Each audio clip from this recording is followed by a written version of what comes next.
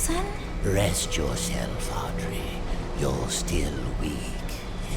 The Keepers can be relentless to strangers. But there's nothing to fear as long as I'm with you. You're safe now. You did this to me. You brought me here. Turned me into this thing. This doesn't make sense. I've never done anything to you. Open your eyes and look around you. None of this makes sense. Drawn walls, nightmarish creatures, an ancient studio that died out almost 30 years ago. It's all fiction, utter nonsense. And yet, in here, it exists. It breathes. It flourishes. Reality, guided by its master's pen. The foundation for a new reality. We can bleed into our own. Just think of it. Anything we create in here, we can release out there.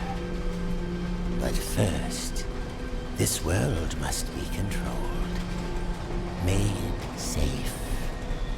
These things, these angels and demons, are they really life? Or are they just stains? Old mistakes ready to be cleansed away for newer, greater things. What do you want from me? I need your help to save my father's life. What? This is our start. We'll talk more once we're safely inside.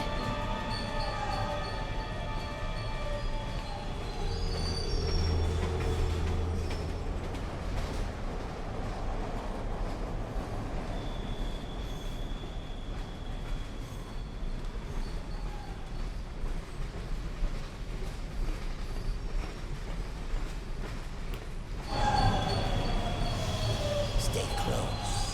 This place isn't as safe as it once was.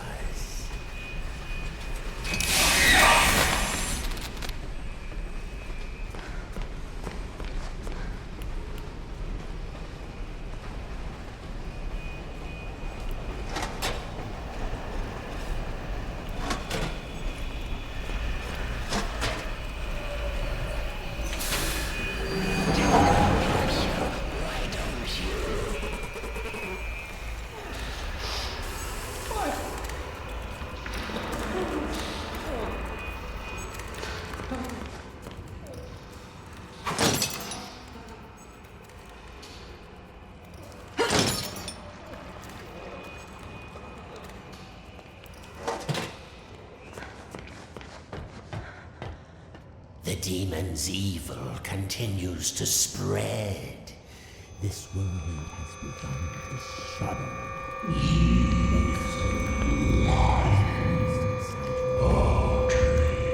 Be quiet. What did you say? Nothing. It was nothing. Almost there. Just a quick stop. Won't take but a moment.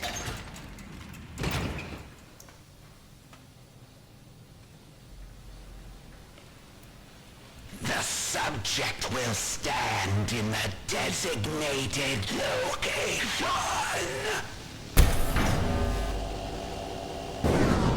Lethal object detected. The subject will submit all weapons for further screening. Disarm now.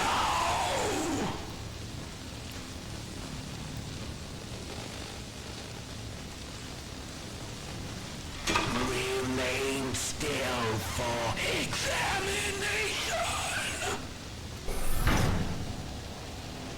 The subject object is cleared for entry.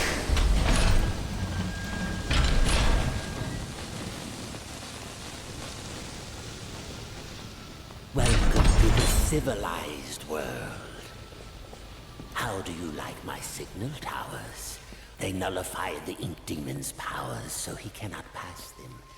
I wish I could say I invented them, but it seems our friends at the Gent Corporation had a demon problem of their own long ago.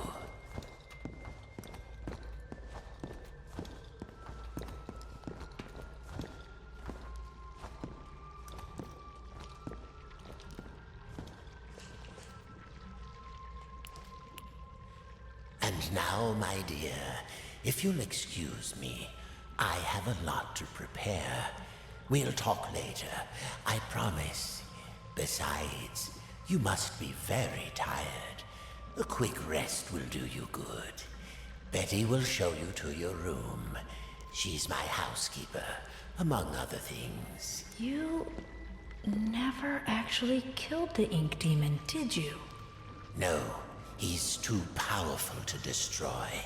So we sealed him away, trapped him in a different form.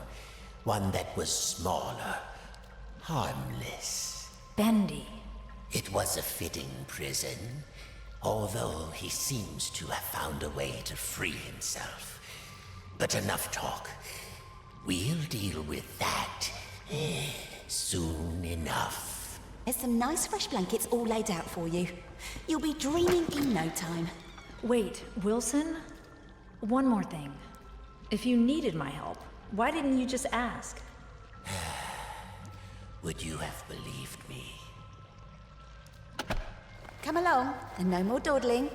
This way now.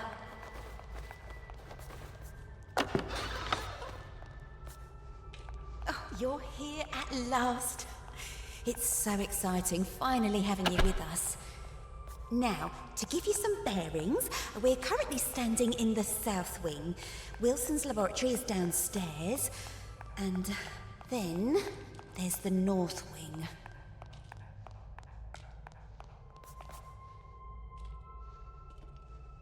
The Ink Demon got in there a while ago, and ever since, we've had to keep the north wing locked up tight. I'm afraid it's fallen into ruins by now. All those juicy, lovely books gone to waste. Only keepers go there these days, and they'll tear you apart limb from limb if Wilson isn't with you. So, mind your distance, and you'll be just fine.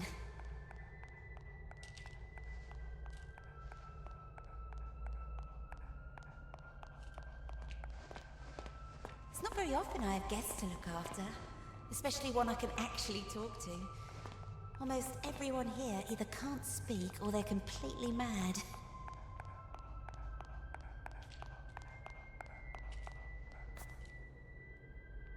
All right, here we are.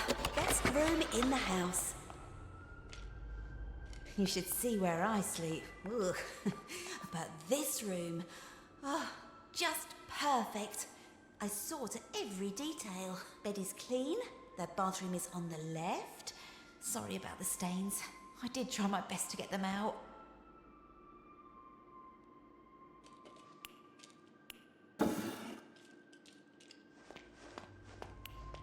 Did you have any questions? Is it always night here? It's always dark, if that's what you mean. For as long as I can remember. Are you very old? No. As far as I understand it, I'm something quite new. Although, I didn't turn out the way I was supposed to. One in a long line of failed experiments. But Wilson will keep trying. And do you trust Wilson? This is the realm of the Ink Demon. The shadow hangs over us all. I don't trust anyone. But Wilson takes care of me, keeps me safe. He once said I remind him of something he called his mother. Tell me, is that a good thing, where you two are from? I'm not sure. I don't think I ever had one. Well, no matter. Now, I was told to make sure you get some sleep once you got here. So get nice and comfy and relax. I left something on the table that might just help you nod off. It's my own recipe. Works very fast. Just follow the instructions. Carefully. Thanks, Betty. Of course. If you need anything else, I'll come straight away. I'm always up.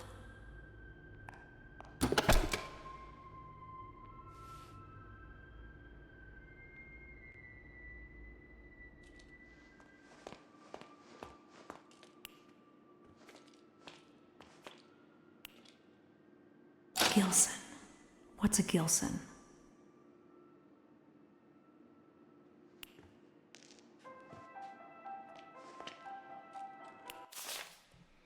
Once upon a time, in a faraway land, there lived a mug of cheese, but it was not an ordinary mug of cheese as you would find in any home or kitchen of the age.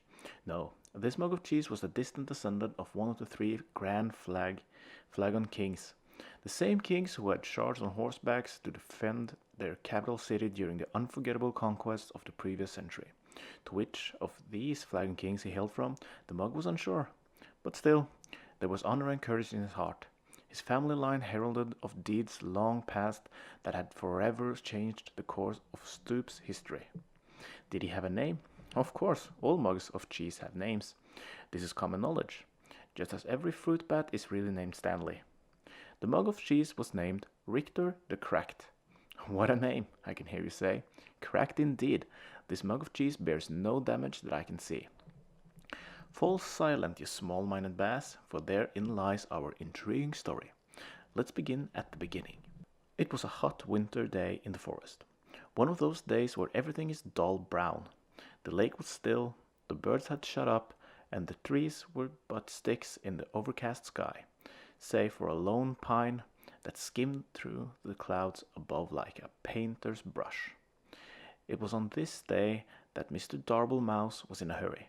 He had just been named as Vermin of the Year by the society brethren that lived under the old church, and it was customary for the honoree to bring fine port wine cheese to the ceremony.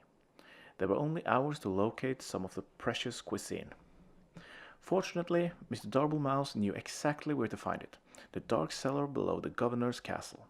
But unfortunately, as he approached the loose planks of the wood in the old wall, he failed to realize that the heavy rains that had come during the night had passed moisture into the planks, making it far heavier than usual. Thus, when he pushed the plank with all his might, it lifted just enough to push his body only halfway through. But his strength just couldn't contend with the weight of the plank, and his arm failed. The plank snapped back down, crushing him flat. After all, this story is not about Mr. Darble Mouse. Or had you forgotten the mug of cheese already? I can see how you might connect the two. Mr. Darble Mouse was, after all, looking for cheese, and we were talking about a mug of cheese just before. Sadly, I must inform you that there is no relation between Richter the Cracked and the rodent who is now nothing more but smooshed guts inside the wall. Except that there is. For it was the death of Mr. Darble Mouse that started all the trouble. You see, when things die, they tend to smell, and that's just what Mr. Darble Mouse did. But that's not all. His body pinned between the outside and inside of the wooden wall had made a perfect passage for the hot winter wind. The wind therefore carried the stench of his decaying mouse carcass deeper into the governor's home. Like a snaking, twisting wisp of terror, the smell settled into a little tavern near the courtyard of the castle. Here, soldiers would spend many long hours when there was no bloodlust to soothe with battle. Strong alleys and red meats filled the menu from back to front at this rustic medieval greasy spoon. Mostly, the customer came to look upon the barmaid, Maxine, who was actually named Rita. Rita was, by far, the best-looking creature in all the governor's county. There was a beautiful dear woman just over the hill, but no one knew that. By day, Rita scrubbed her tavern so clean you could eat off it, which was fortunate as it was a place you indeed would be eating, since it was a tavern. By night, she served her customers with charm, grace, but mostly with drinks. Did I mention that Rita was married? Well, I am mentioning it now. Rita was married. Her husband's name was James. He didn't do much until he died. The smell of Mr. Mouse knocked him flat, and that, my friend, was that. Oh dear, this story has barely begun and we've already killed two major characters. Needless to say, Rita was deeply distressed by the whole thing. But 20 or so minutes later, she realized she couldn't mourn forever and went to buy some cheese. Ah, yes, don't worry, dear reader. This time, the mention of cheese will probably guide us to meeting our focal hero of this tale. Also, this is a good time to start a new chapter. Rita entered the cheese shop with her guns blazing. I'm speaking metaphorically, of course, by which I mean she entered the cheese shop quite determined to buy some cheese. This was because just the night before, as her husband, James, was taking note of a weird smell in the room, she had invented a delicious new concoction, the cheddar cider. It was sure to be a hit with her patrons. After all, the governor's county only had two exports, cheese and grapes, and she couldn't possibly make a drink from grape. But back to the cheese shop scene. Rita knocked on the counter loudly with her fists, causing the nearby cat to do absolutely nothing, as cats do. From behind the wall, she heard a stir as someone was crashing through piles of cheese to make their way towards her. Emerging gloriously from a torn yellow curtains, an old man came into view. He was giant in stature, with a long, long grey beard. Bobbing along and stuck within his beard were all manner of cheese crumbs and wedges, wrapped tightly within his hairs. But yet he held even more cheeses on ropes pulled across on his chest, with loops of provolone linked like sausages over one shoulder. His eyes were big, and his ears were bigger still. A smile of kindness erupted from his face as he locked eyes with Rita. My, the Kurds are kind to me this hour. Hello and welcome, he bellowed. Rita bowed low and promptly began to cry. The shop owner looked at her, perplexed. What did I say wrong? The barmaiden sniffed and snorted and finally answered, Forgive me, for my husband has just died and I'm out of Swiss. I'm going to pause now in the story to ask myself why Mr. Mouse went to the cellar in the governor's house for cheese if there was a cheese shop nearby. I think it's best that we overlook this glaring problem in the plot, don't you? Now, back to the story at hand. Rita purchased a large amount of cheese from the shop owner. She bought cheese wheels and cheese melts and cheese slices. She bought cheese whistles and cheese bread. She bought cheese paper and cheese sandwiches. She bought so much cheese, in fact, that she had lost track of all she had obtained, and just dumped all the fromage into a large burlap sack for the return journey to the tavern. Goodbye, Rita, the shop owner called as he waved farewell. Goodbye, Daniel, she called back. His name was Murray, by the way. Overburdened by her treasures, Rita made her way home, following the main road to the castle. But, as it always happens, the road was now under repair. A man with a skinny mule was plowing up the dirt so that he could put down new cobblestone. 4 of his associates were standing by, watching him. The job would only take a few years to finish, but Rita was in a hurry, so she followed the detour sign that told her to take a different route to her left. Unfortunately, no one could read in the governor's county, so she went right instead. This mischief took her deep into the forest, where absolutely nothing of interest happened, except something of interest did happen. As she trotted on through the forest, her sack of cheese weighing her down, muttering complaints all the way, little did she know that danger lay just ahead. This danger was cunning and dangerous, and had one of those out-of-place eyebrow hairs that drives you nuts when you're talking to someone who has it. This danger we will call Bernard, the big ugly lizard man who wears a blue cloak. Bernard didn't often have visitors in his home. This was because he lived outside. Also, he was rather fond of human flesh, which made him very unpopular. So obviously, you can see the drama unfolding here. The beautiful but tired Rita huffing and puffing up the winding path as she approaches a certain doom. Bernard watching from behind a nearby tree, licking his lips. Oh, the tension is tense, isn't it? At this point in time, we must pause again to ponder all the possibilities that can happen now in our story. Two characters have died already, surely a third wouldn't hurt anything. Are you perhaps just reading the story because you want to see who will get axed next? You're a little warped, you know that? Well, let's see what happens next. Bernard stepped from behind his hiding place, his eyebrow hair gleaming in the fading sun. Dear madam, why must you pass through so fast? He called with his eyes glimmering. I must get home, Bernard, because for one, it's getting late and I have customers to serve, and second, because you eat people, Rita replied. Poppycock, balderdash, godswallop, I won't hear these lies again about my character, he detested, for I, Bernard, the big ugly lizard man who wears a blue cloak, have completely reformed myself.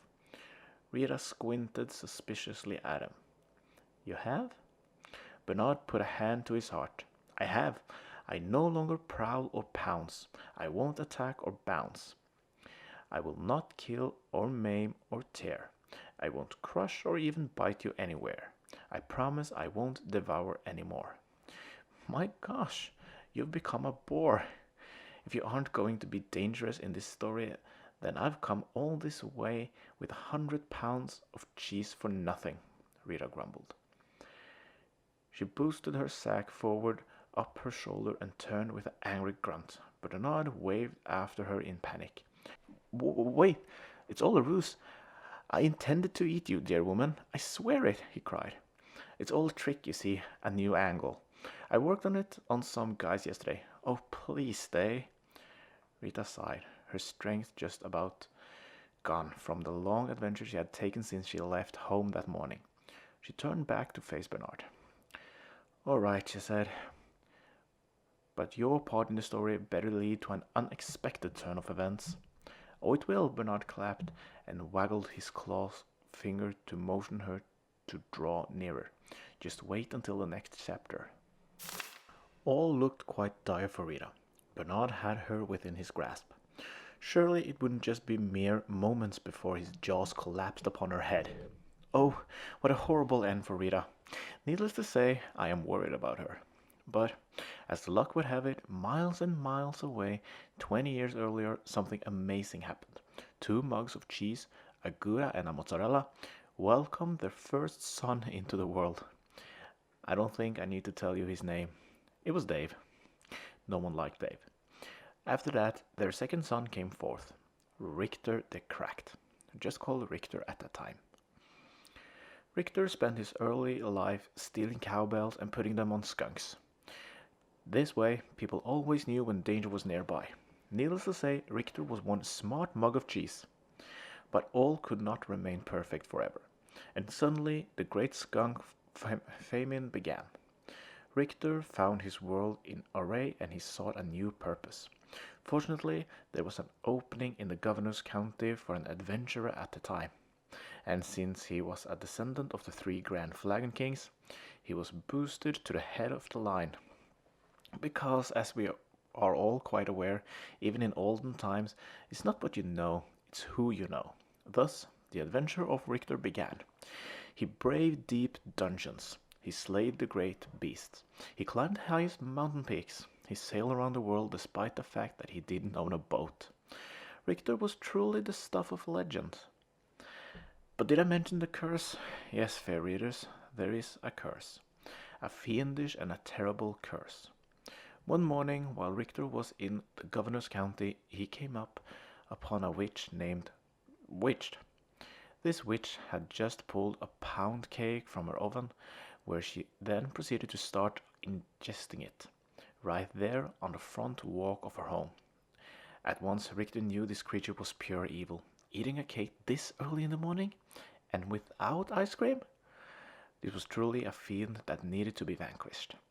Richter jumped her fence and pulled his sword. "Would you like some pound cake?" the witch offered. It looked quite delicious. Richter would not let himself be seduced into early morning cakes, so he approached closer with his weapon at her throat. The witch began to sweat, with a mouth full of crumbs. "I also make a mean scone if you want to wait." Now, no gentleman or gentle mug could refuse a good scone, so Richter withdrew his sword and patiently waited for the witch to create these new buttery pastries. But what he didn't know was that the witch accidentally had bumped her table and had added within the mixture a vial of cursed liquid. "See, I told you there was a curse. You were fair warned." The moment Richter ate of the scone, he fell into a deep sleep. The witch, baffled, finished her cake and proceeded to get a civil service job in a nearby town. As the years rolled by, all that remained of the witch's house was carried off by elves, and her garden became overgrown. This left only Richter, asleep in the forest with no end to his dreaming in sight. But the story thankfully does not end here. For as luck would have it, a giant man covered in cheese, with big eyes and big ears, wandered past the sleeping mug. In case you've forgotten, this was the cheese shop owner Murray, sometimes called Bill. Unable to resist cheese of any kind, even a mug of the stuff, Murray took Richter to his shop and set him on a shelf.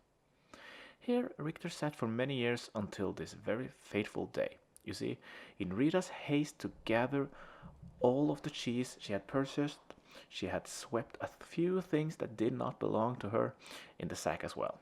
These items included the cat on the counter, a personalized pen, Murray's cash box. I think she'll be hearing about this one eventually.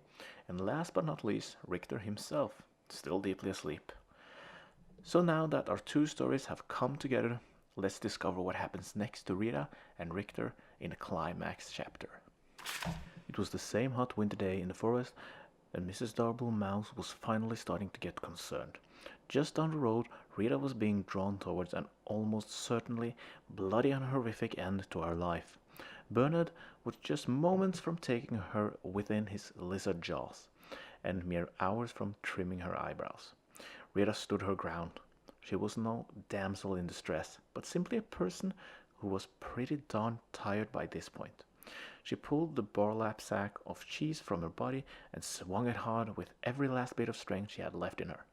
An ear-shattering crack broke through the silent trees as the bag made contact with Bernard's shocked face. His teeth flew in all directions, falling like pebbles to the ground. His eyeballs dislodged and rolled into a nearby stream. His jawbone turned completely around and planted itself on the back of his head. Bernard ran screaming into the woods, never to be seen again this week. His cries faded, and the forest once again fell soft and quiet. A cow walked by.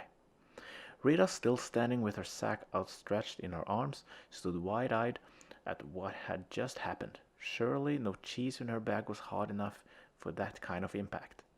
As she placed her burlap sack upon the dirt and peeled it open, she was amazed to find Richter, the mug of cheese, inside and looking quite dazed. He had awakened the curse and was finally lifted. Somewhere behind the desk, the witch looked up and nodded with a smile. But, oh dear reader, look what was now upon this mug body. A giant and elegant crack. The very mark of a warrior. His hero's journey was finally complete. Richter the Cracked had emerged. Yes, it is true that Richter really didn't do anything important in the attack on Bernard, but just by Richter being where he was at the perfect time, he saved Rita. The fates were with them. Richter and Rita talked and laughed and ate cheese until the sun went down. Finally, they packed up their picnic and headed back to the tavern, where they were met with cheers of excitement.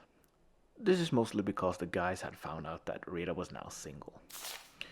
As the night wore on into the early morning of the hours, the tavern remained alive in the castle courtyard, with singing and dancing and shattered cider. Oh, what a celebration! But like all parties of such proportion, eventually everyone sobers up and you have to go home. Before long, it was dawn. The sun began to rise steadily in the west, marking a fresh adventure on the horizon. A wind of a new direction began to blow with more steady pace. It skidded across the ground and found its way between the floorboards of the governor's castle. Here, against all odds, it found the barely remaining body of Mr. Darble Mouse. The wind carried the stench far beyond the borders of the castle, over the mountains and deep within a dark cave where Evil slept. "What the heck is that smell?" said Evil, awakening with hellfire burning behind his eyes. Eventually, news of this great evil spread from town to town until it reached the ears of Richter the Cracked. He polished his sword and gathered some crumbs of bread to store in his mug. Wearing his best expression of courage, Richter once again set off to conquer the day. His story was not over yet. But for now, dear reader, we return to our own lives. So let us end this tale with one closing thought, shall we? Be we cracked or small or even dead, there's always a purpose to where we all are led. Be brave and strong, and lest we forget, fate isn't quite done with any of us yet.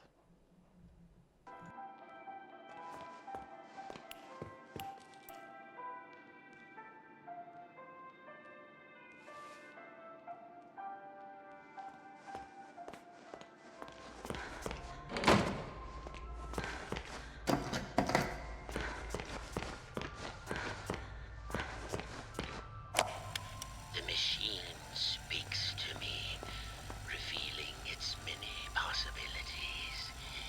What I can accomplish using its power is beyond any measure. Life and death can become a thing of the past. Poverty and hunger, a distant memory. I can remake the world anew. But does the world deserve such a gift? For now, I have bigger matters at hand. A man in a black coat came asking at the front desk about the machine. Said he was from the Gent Corporation. Fortunately, the receptionist knew nothing, and he left quietly. Later, I found his name on the sign-in form. Mr.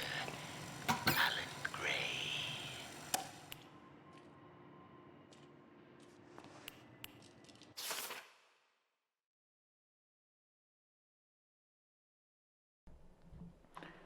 Chapter 9. Simple Snacks.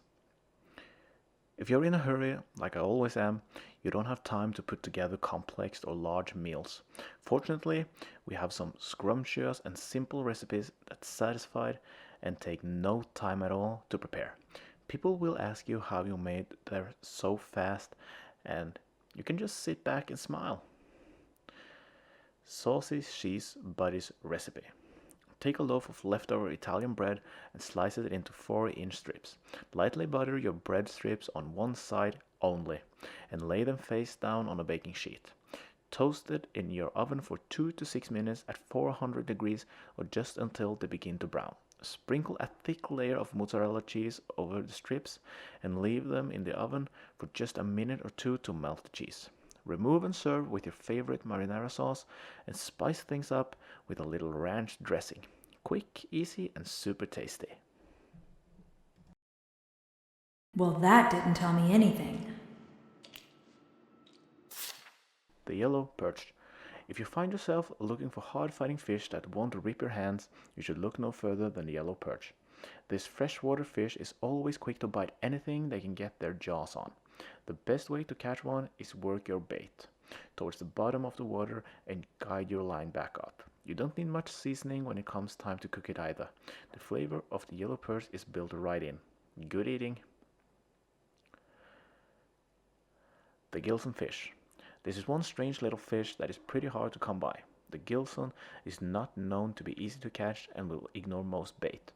To make matters worse, the Gilson can move very fast, making it a rare sight. In the end, I was able to snatch me up this little guy with a very clever solution. Apparently, the Gilson is sensitive to sound vibration and will go into shock upon hearing some sweet music. So crank up the tunes and this fish will be easy to grab. Crush up the Gilson into powder and stir into water for a powerful, soothing drink. So, I'm looking for a fish? There's gotta be one here somewhere.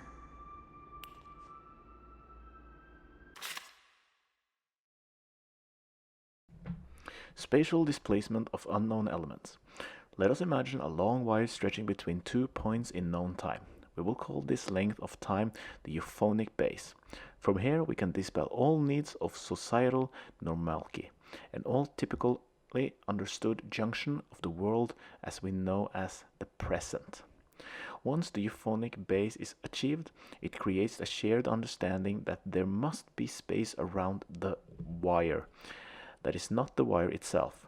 This space, a Cromley vacuum, could be in itself a host to many wires running in as many directions as we can perceive. Using a vessel of flow, a flux break, we can escape from our wire to another wire.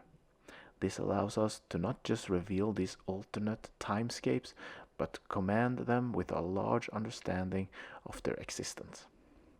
Further still, in theory, we can bring elements of one world into another, displacing matter into a new state regardless of the current host wire's rules.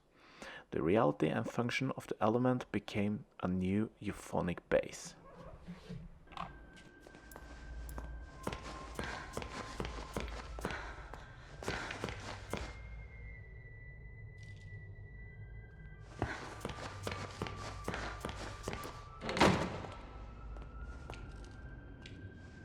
Now that's a fish. Maybe if it was closer.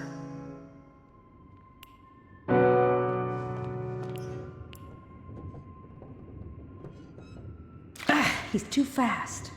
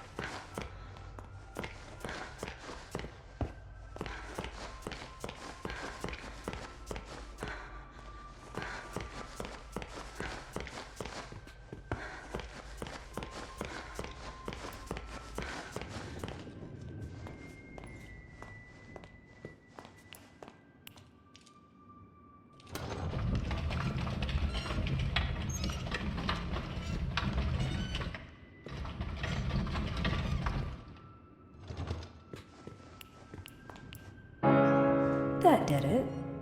Looks like the fish is asleep. Gotcha. You can't get away from me, you little stinker. Hello? I forgot the Gilson again, didn't I?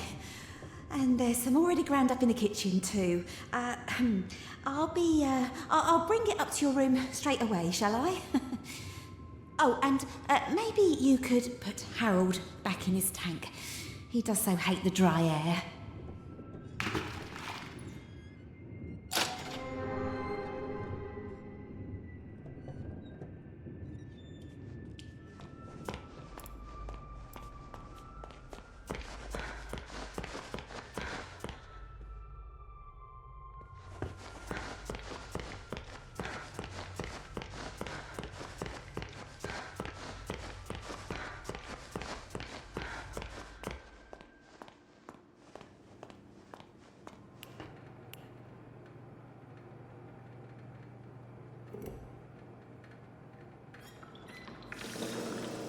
Now, just 3 sips of water.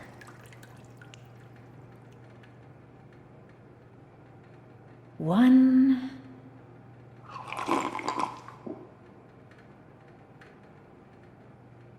2.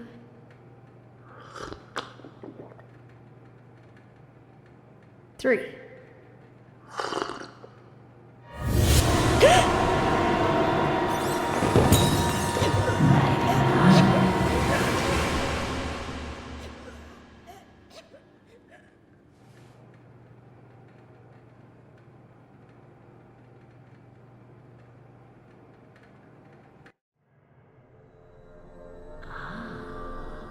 Awake at last. I was almost afraid you'd miss my party. What's going on? Oh, it seems you're just a little overwhelmed. It's all right, honey. I understand. It's not every day one gets to bask in the glory of an angel. Angel? Alice Angel, to be exact. That's who I am. Sent from above. Impending perfection. What do you want? Right to the chase. I like that. The truth is, honey, you're one of a kind. And to put it bluntly, what I want is your face removed, your skin peeled away like paper, and your insides torn out and tossed onto my table. Custom parts, ready for my delicious harvest. And with your generous sacrifice, I'll be beautiful. But for now, let's have fun. Plenty of time for a bloodbath later. Ooh, how about a game? Let's all play a game of riddles. Riddles? What a wonderful idea! No. All right, honey. Here's the deal. Behind you is the door to freedom. But it will only be opened if you solve my little puzzle and return to your special chair. Then I'll throw this heavenly switch here.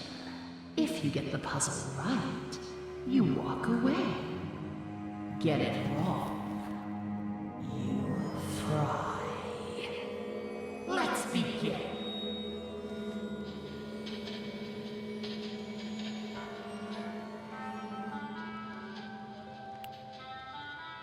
The fox thinks the rabbit smells of elderberry. I couldn't see them sitting together. The bird won't have anything to do with the rabbit, but I hear he likes to court danger by sitting next to the fox. The fox thinks the rabbit smells of elderberry. I couldn't see them sitting together. The fox has always hated the bear. They never sit next to each other. The rabbit never sits with the bird. but he loves the playful company of the bear. The pompous fox? Well, he wouldn't be caught dead sitting on the left. Far too pedestrian.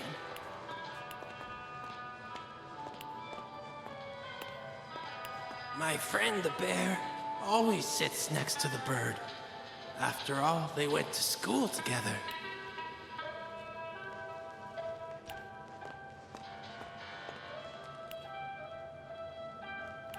The bird won't have anything to do with the rabbit, but I hear he likes to court danger by sitting next to the fox.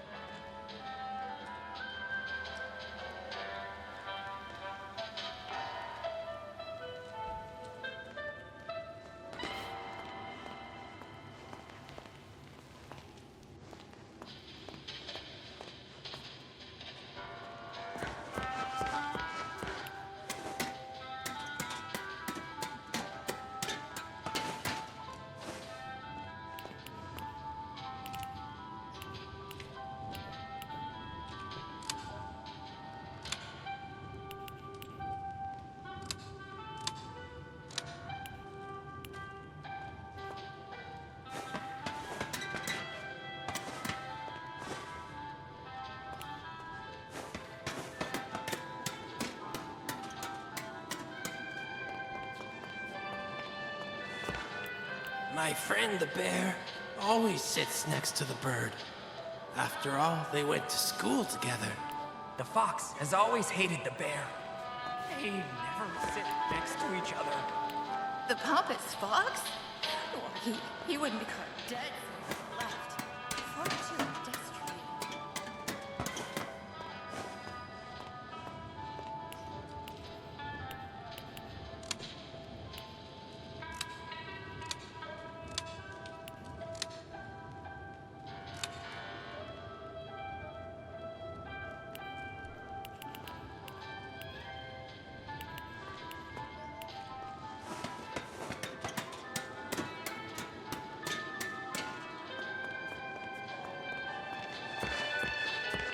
The rabbit never sits with the bird, but he loves the playful company of the bear. The fox thinks the rabbit smells of elderberry. I couldn't see them sitting together. The bird won't have anything to do with the rabbit, but I hear he likes to court danger.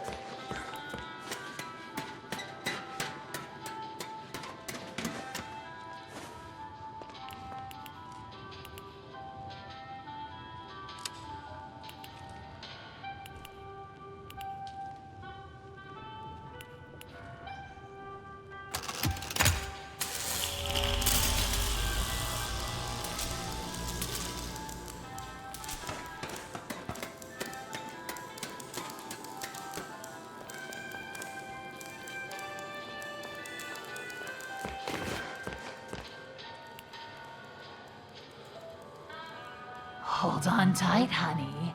Here it comes. 3, 2, 1.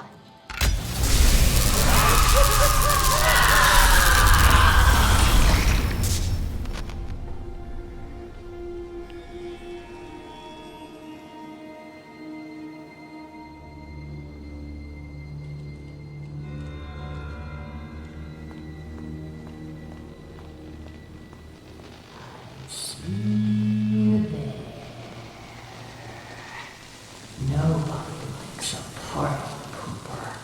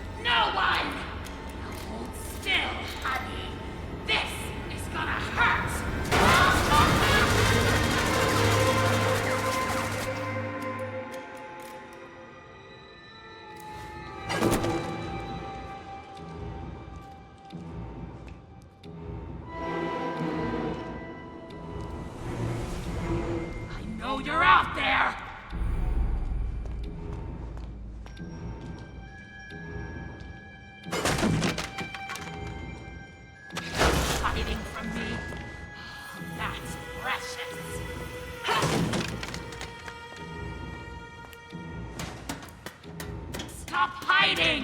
Start dying!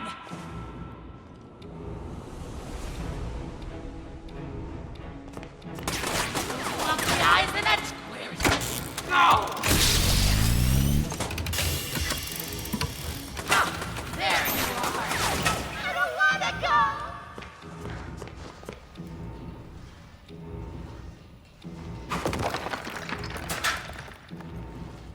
You ain't stealing my spotlight, honey.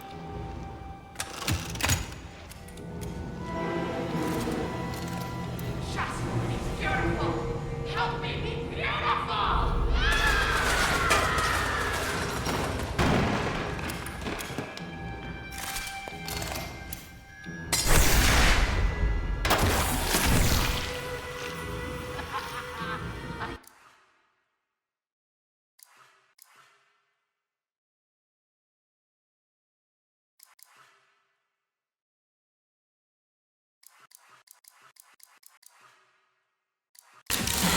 Okay.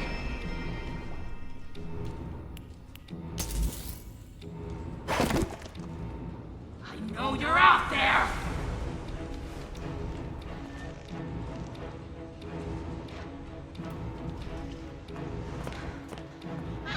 Scream of pain. Where do you think you're going?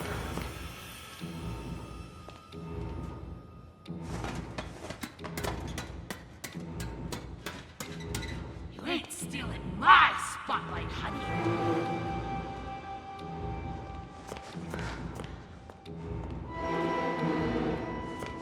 Come out, wherever you are!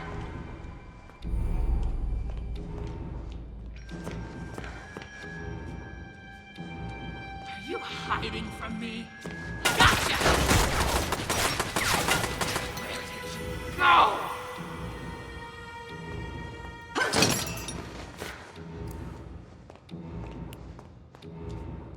Stop hiding!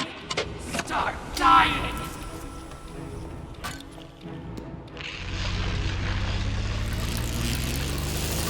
Where did you go?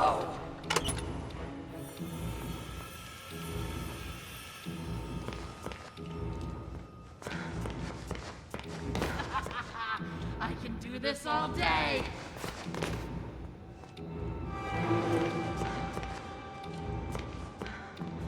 I don't wanna go!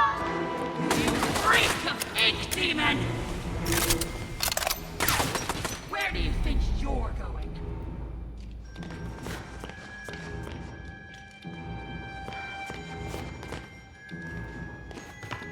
I know you're out there! Ah, there you are! You ain't stealing my spotlight, honey!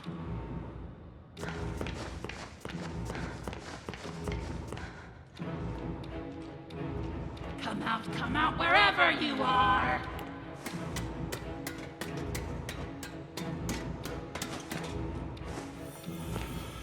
Are you hiding from me? Oh, that's precious.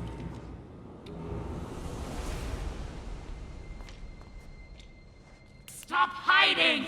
Start dying!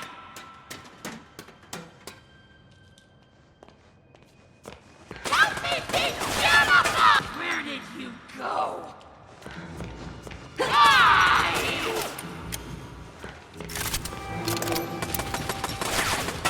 Where did you go?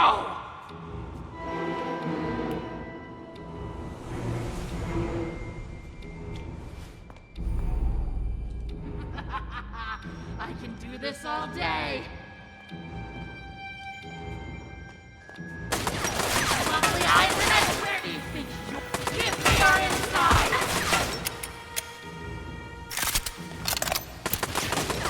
I don't wanna go.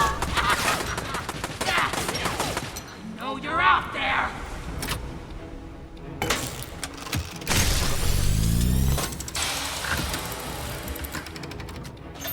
Ain't stealing my scream of pain. Music to my ears. Are you hiding from me? Gotcha! Stop hiding, you freak of ink demon! Where did you go?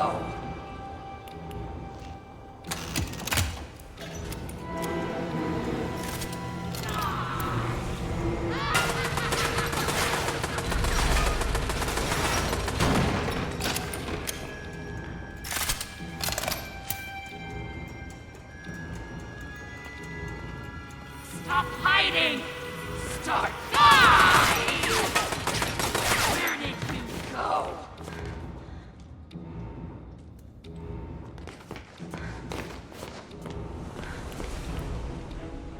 Where did you go?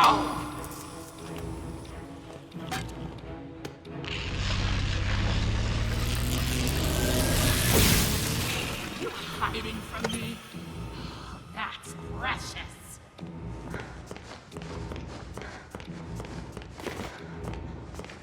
Where do you think you're You ain't stealing my spotlight, honey.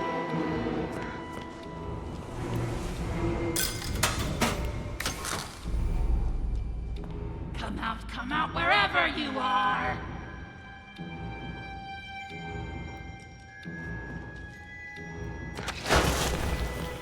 I know you're out there.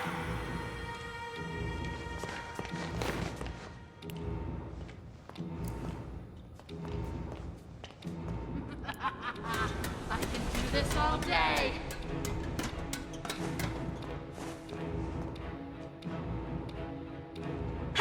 Stop hiding! Start dying!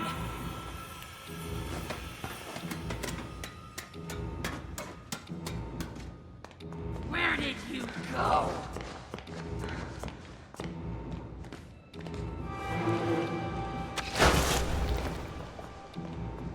Where did you go?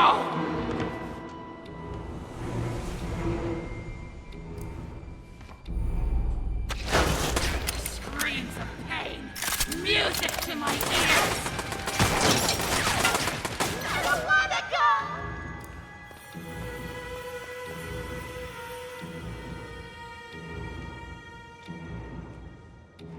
Where do you think you're going?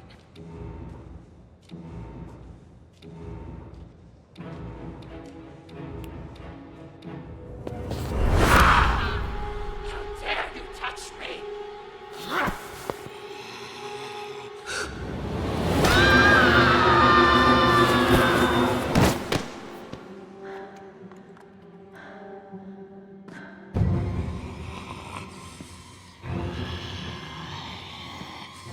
Final curtain, baby.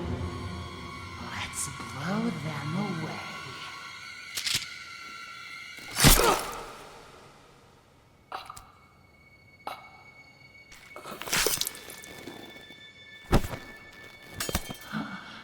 My face. You have my face. It's our face.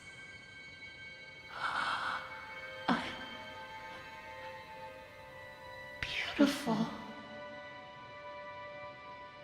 Always were.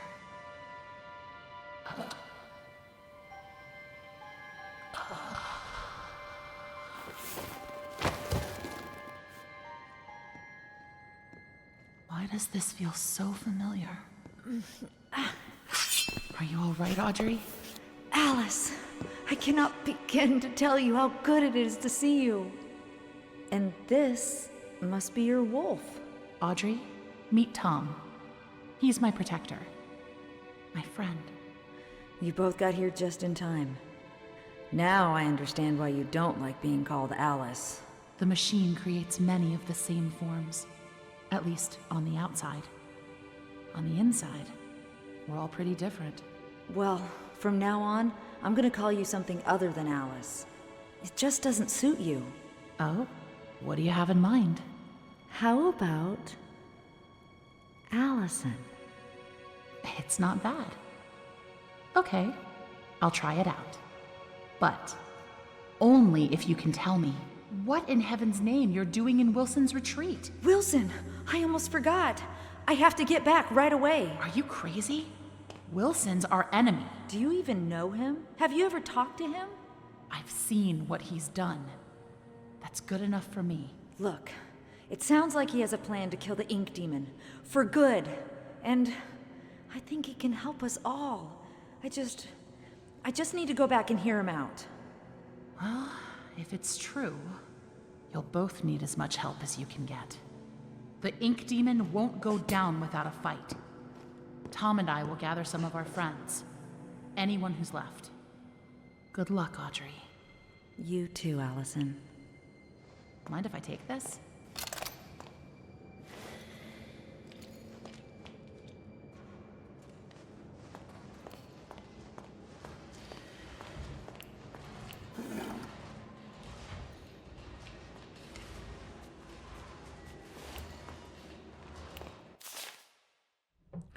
Beautiful people run this world.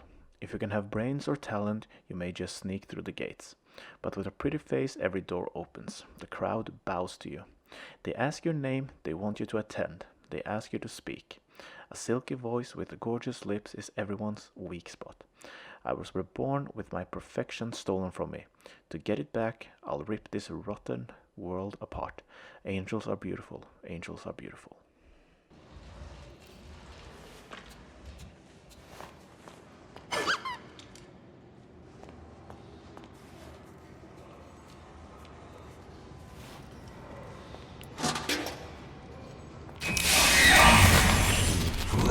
Us peace.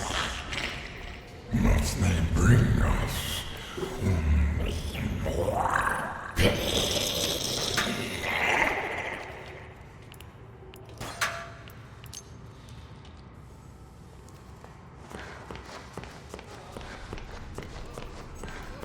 No, don't send me back. Please, have mercy.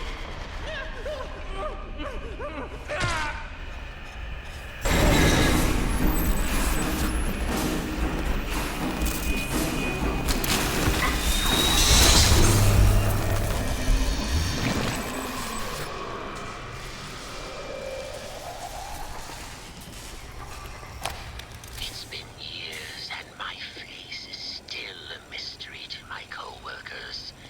They don't know me. They avoid me as if I carried some infectious disease. At first, this was an insult, but now it is a gift. With the right costume, I can play the part of anyone. I can go completely unnoticed, hidden amongst the shadowed walls, as a clerk, an artist, a producer, or even a lowly janitor.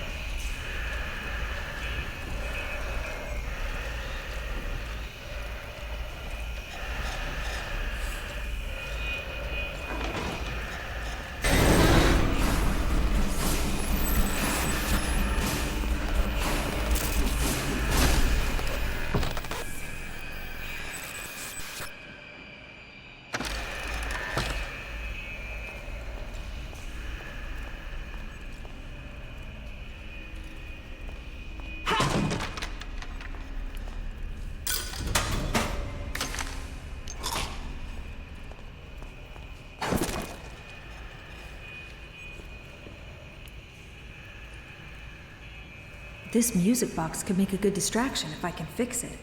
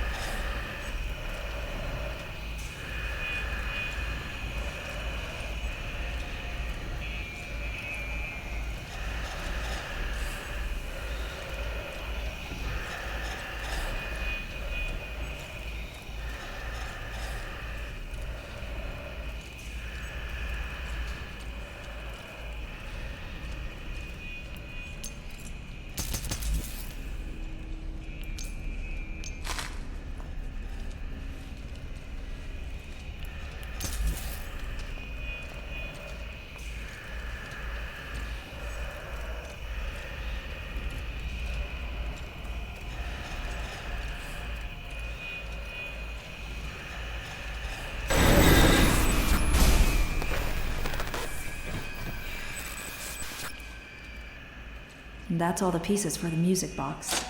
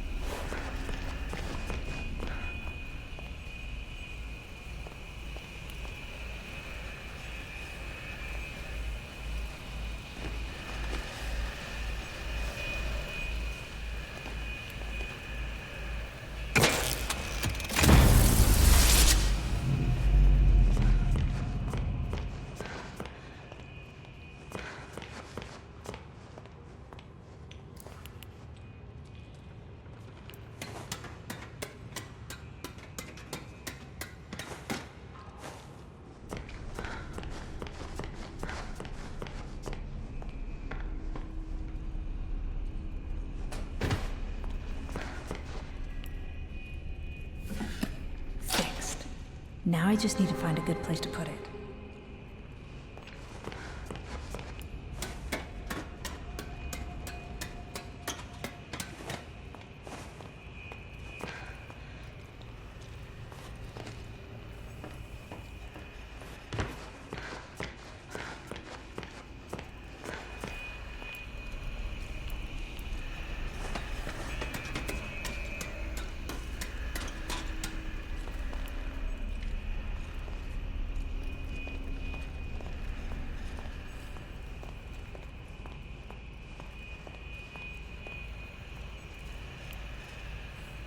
Here goes nothing.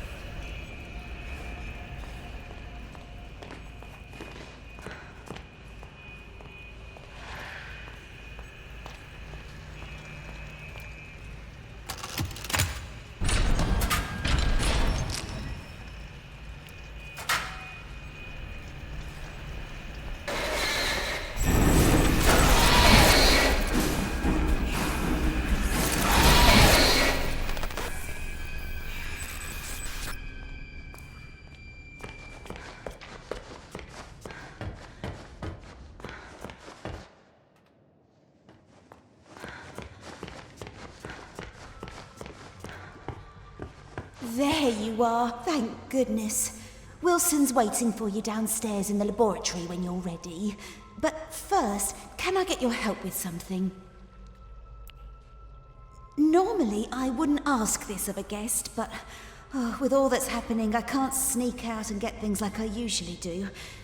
Do you think you could pop round to the farmer's market back in town and find me a few ingredients?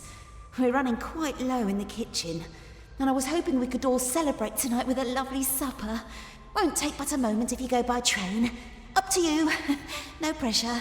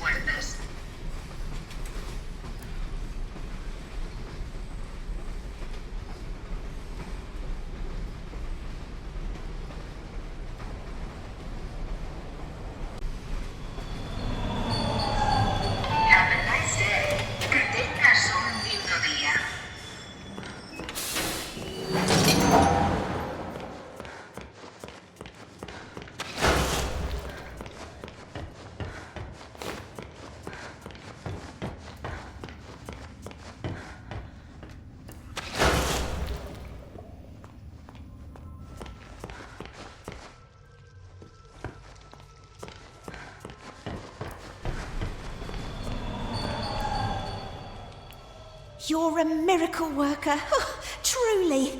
Oh, I only wish there was something I could do for you. Oh, wait. I spotted something in the fountain yesterday. Don't know what it's for, but you're welcome to have it. You better go see Wilson downstairs. He's been waiting ages.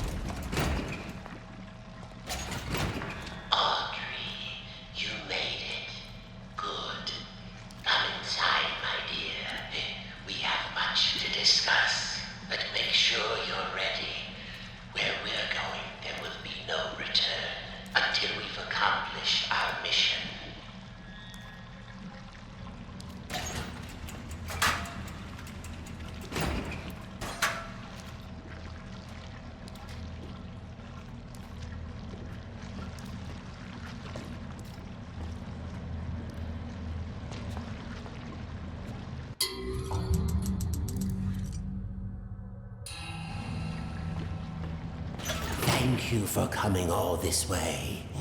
The Ink Demon is a formidable foe. To truly destroy such a monster, he must be dethroned, humiliated. For months now, I've been working on something that will do exactly that. Cast out the demon, and put a new deity in his place. Stronger, more powerful, and controllable. Together, we just need to unleash our ultimate weapon.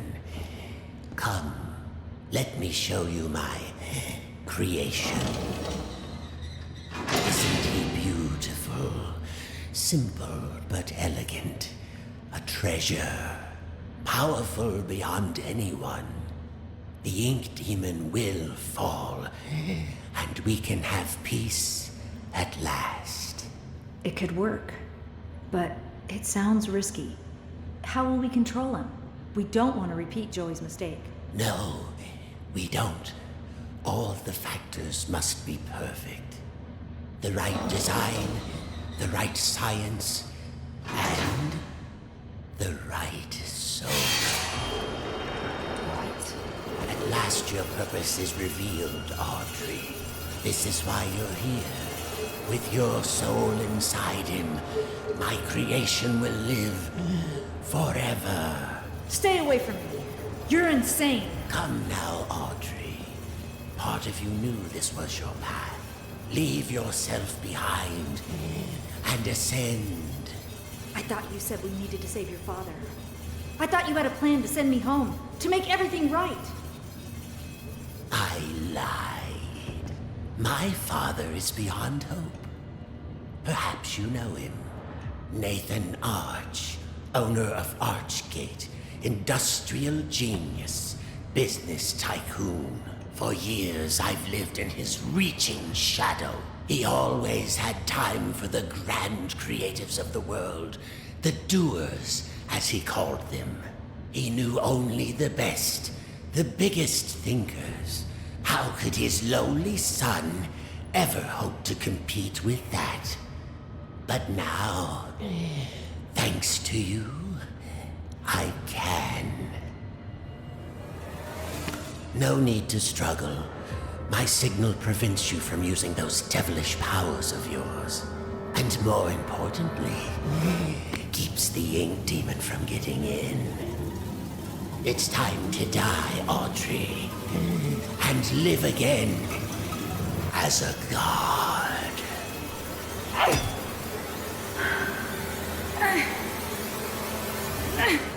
No, not this time.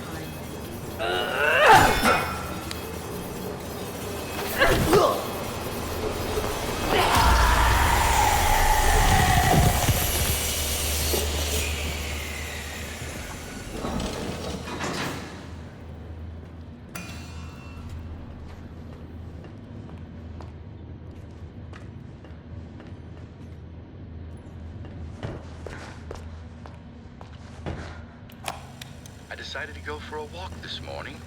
Took a little stroll down to the park. Enjoyed the warm sun for a while, found a quiet bench, even grabbed a hot dog. It's been ages since I've done that. Tessa would kill me if she knew I've been off my diet. When I got back to the office, I stopped by the animation department and said hello to the troops. My gosh, they're getting younger every day. Either that or I'm just getting older. It all made me realize time is moving on. The hard struggles don't seem as dire as they used to. Life has other value. I think I'll go home early today. Maybe I'll even pick up a hot dog for Tessa.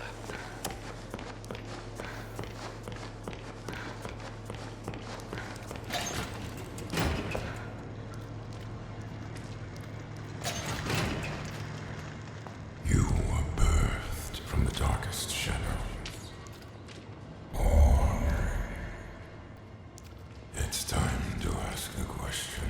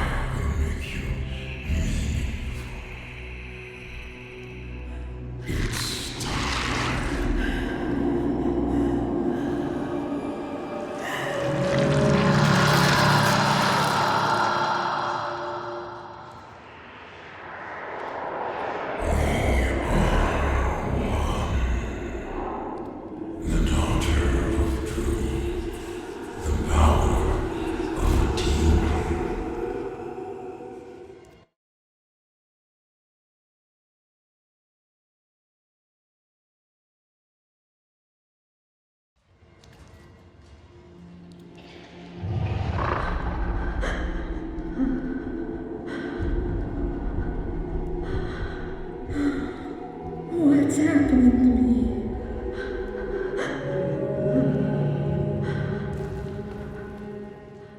There's always a choice. I know you're in there. Deep behind that evil face. Inside somewhere is my little girl. My Audrey. My greatest creation. I'm scared. I don't know what's happening. The past doesn't define you, nor the present. In the end, all those years ago, Joey Drew finally succeeded. He created life. But Audrey, you're so much more than that. You were his family. His daughter. My daughter. And I love you so very much. Be quiet. The rich is mine. Remember who you are, Audrey. Remember. Your words are wasted. The failure of Joey Drew dies. I know you're in there. You don't have to be this anymore.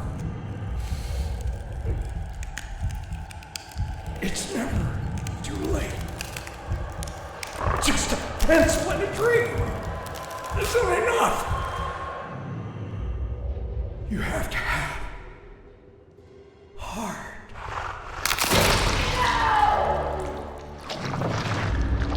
The future is sealed.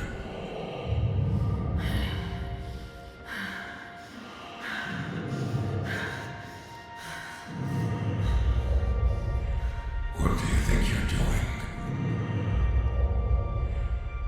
I'm starting over. What? This is the end.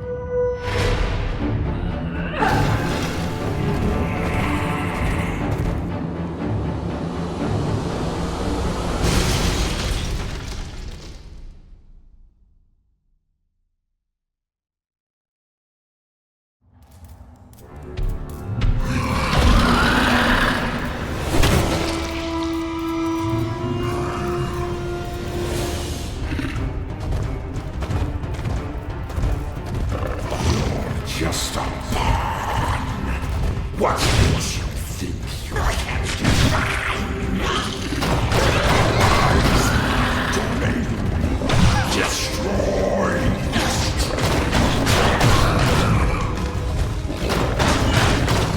I'm gonna rip you apart!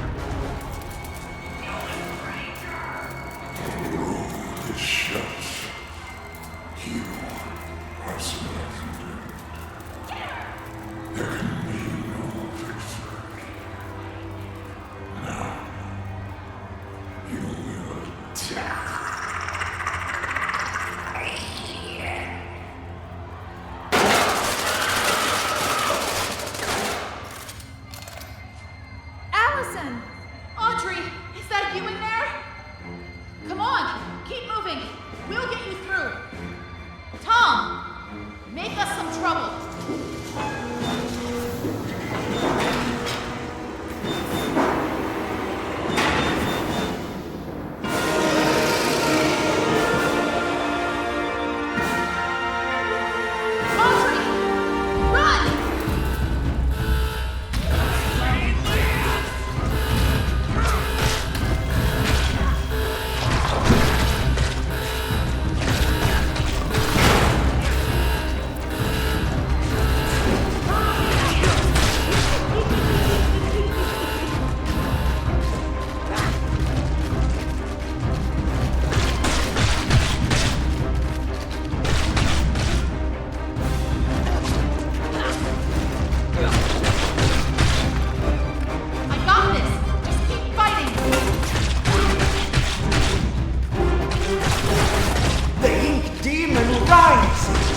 Surrender yourself to the Lord of the Dark Puddles! It's time to believe!